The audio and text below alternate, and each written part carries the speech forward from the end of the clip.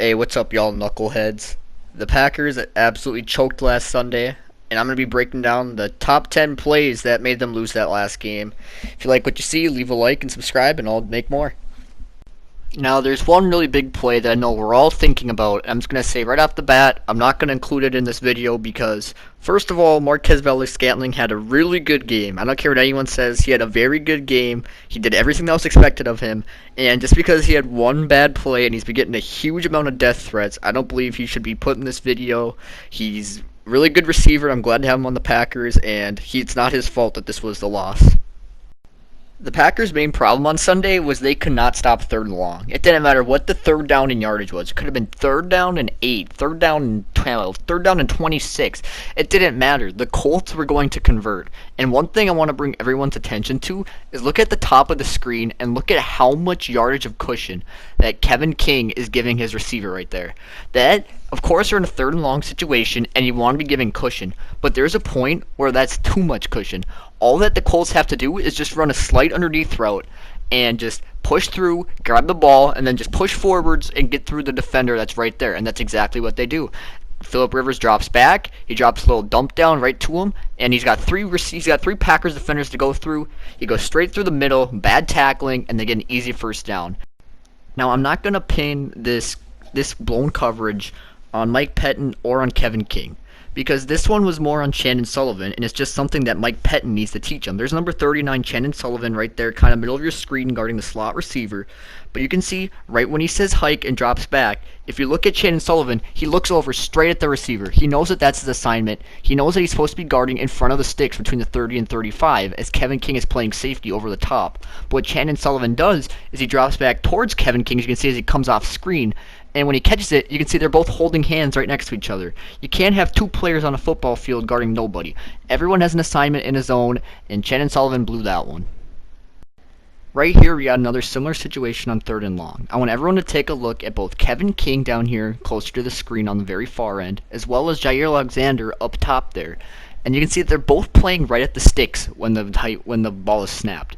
And when you're doing that, you're giving up everything underneath, and you're expecting your linebackers to guard everything up the middle. As you can see, they're both picking up well. Chandon Sullivan picks up the guy right down the very middle.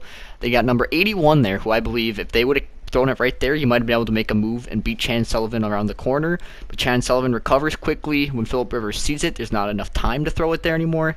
So Philip Rivers steps up and he throws it down the field. And when you're playing a soft zone, you have to expect that your outside corners can guard exactly what they need to, and guards one-on-one down there in the middle. But Kevin King proved, like time and time again during this game, that he is not a very good zone coverage corner, and Mike Pettin needs to learn that. Kevin King can guard one-on-one. He's very good at press coverage. He's very good at man-to-man. But when he gets put in all these soft zones, the receivers can easily pick him apart, as he has to guard for 3, 4, 5 seconds an area instead of a player. And it all gets into his head, and the receiver seems to always break free like he did right there. And there's an example of bad tackling by the Packers, as they miss 1 or 2 tackles before number 14 finally gets pushed out of bounds.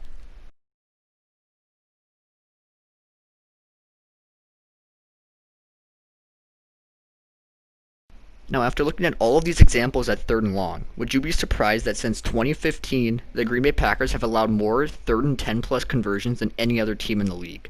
This is yet another example. It's a third and 10, and this play might not have exactly gone against their tally, since they technically forced a stop, but it gave the Colts enough confidence to go for it on fourth and short.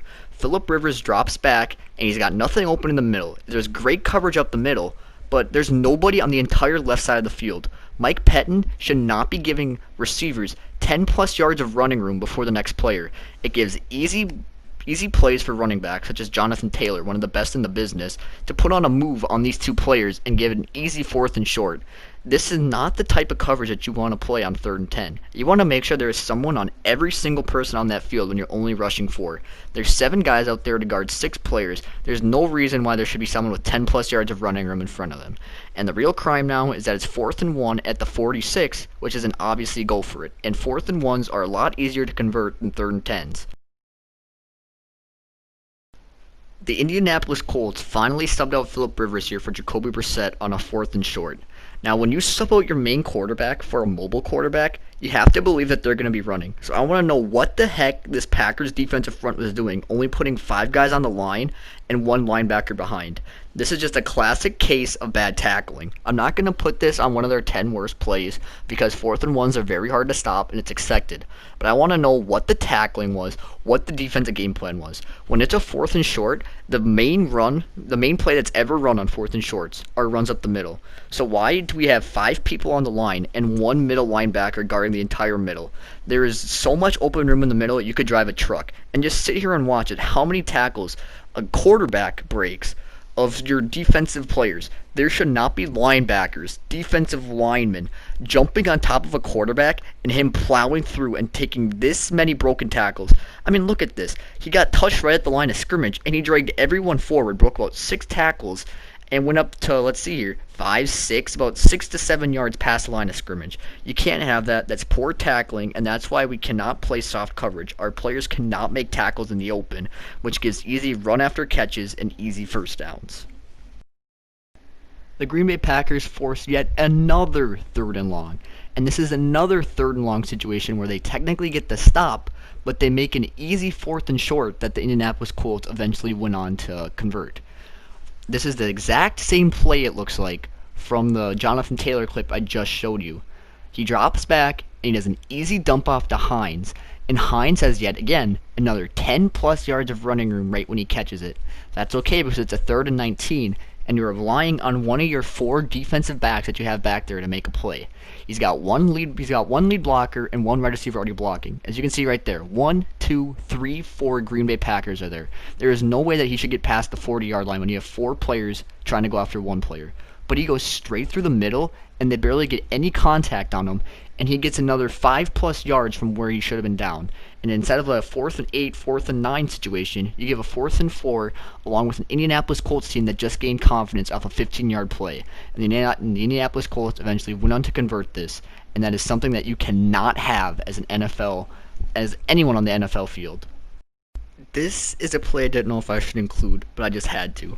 Look at the top of the field and look at Jair Alexander. He's supposed to be guarding that outside Indianapolis Colts receiver, and that's exactly where Phillip Rivers goes. When you guard this far off the ball, it gives easy 3rd and 4th and short or 3rd down conversions underneath, and that's exactly where they go. And if it wasn't for a drop there, that would have been an easy 4th and 1, or maybe he would have fallen forward for a 3rd down conversion. You can't keep letting those up in soft coverage. Now, if I have to bring up soft coverage one more time, I'm going to blow my brains out. But this play cannot be ignored. Look at the outside cornerbacks on both sides of the screen, top and bottom. Why are they playing 2 yards behind the sticks on a 3rd and 4? This is just easy money in a man-to-man situation. Phillip Rivers doesn't even take his eye off the receiver he's going to the whole way. It's just an easy get to the sticks, turn around, and catch. You cannot react in enough time to jump 4 yards in front of a ball once it's thrown. It's just terrible. I don't know if Mike Pettin told him to play that far back. I don't know if the corners decided themselves to play that far back, but it's just terrible all around. Cannot watch it. It's going to make me sick. Next. Yes, Aaron Rodgers in the offense, you aren't immune from this criticism too. It's a 3rd and 1. This is only the 6th play you've ran as an offense the entire quarter. 3rd and 1s should be obviously run situations. I don't care who your quarterback is, if he's the greatest of all time. It doesn't matter to me. 3rd and 1, the defense is obviously going to bring the blitz, so you have to get the ball out of your hands fast. If they blitz 6 and you only have 5 receivers, if they can play man-to-man for enough time for that 6th rusher to get there, there's no way they can complete the pass. And that's exactly what happens there. It makes it a 4th and 1. Only 6 plays ran the entire 3rd quarter, and that's the quarter where the Packers lost the game. Cannot be losing those 3rd and 1, 4th and 1 situations. This is another down and 1 situation. As Lombardi would say, if you can't get 1 yard, you don't deserve to win. And the Packers prove again right here that they cannot get that 1 yard, so they did not deserve to get the win. They outsmart themselves by, instead of pounding the rock with their 2nd round power back, A.J. Dillon, they instead decided to do a play action pass to Jamal Williams, and it doesn't work out. Aaron Rodgers throws a very bad ball, and I feel like if they would just ran the ball with Dillon, they could have got the first down, ran some more clock out, and they could have maybe potentially had a game-winning touchdown drive here.